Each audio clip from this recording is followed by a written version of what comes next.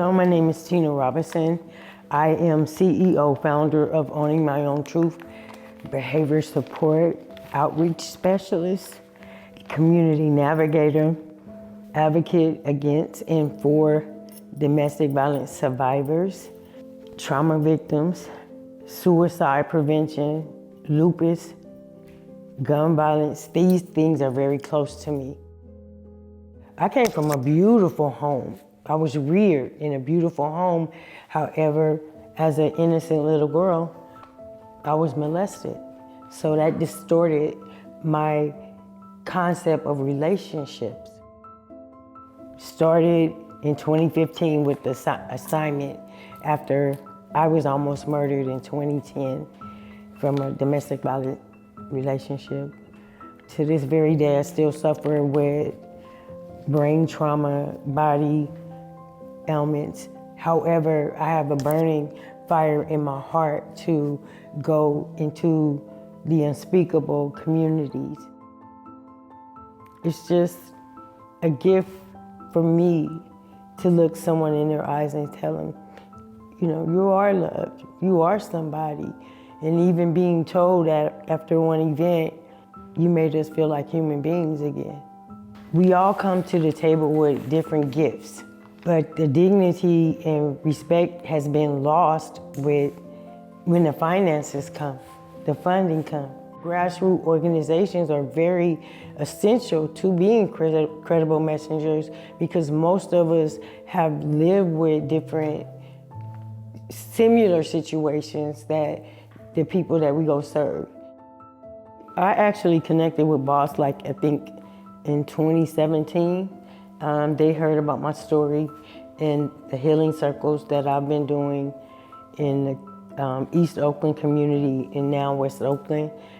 It's a safe space where it's like we break bread, and I'm grateful now that we have built up an amazing curriculum of life skills. And with Boss, we started with Hour of Power. Being a messenger for me is just the gift.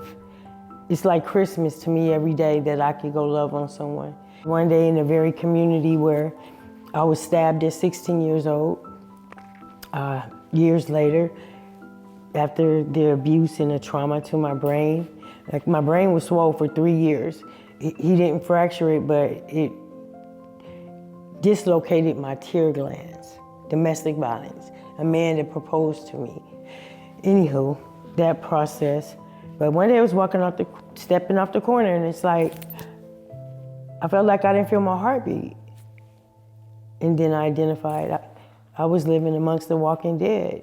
So in that moment, I chose to feel my heartbeat, to care. I know sometimes in the process of healing, when you're carrying dormant pain, a lot of people don't know how to release it. So I start by breaking my silence as a guide to where, hey, if I can speak about this, then you can.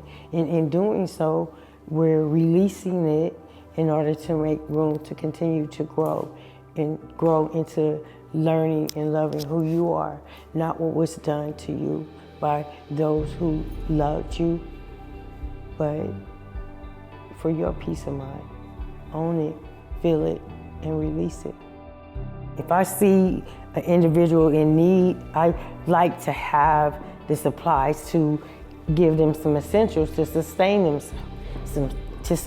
themselves. You know, if it's a snack, socks, shoes, clothes. I've literally taken my own shoes off and helped a sister or two many times, because these are our brothers and sisters, not by blood, but by life. Black, brown, white, we all bleed the same red blood. If your heart hurt, I feel you. But come out and see what we do. See how we interact with the people. Not everybody from behind those tables pushing those papers can walk in the same place I can.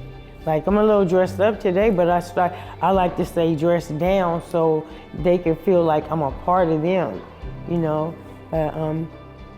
It's one of the greatest gifts I have is loving unconditionally.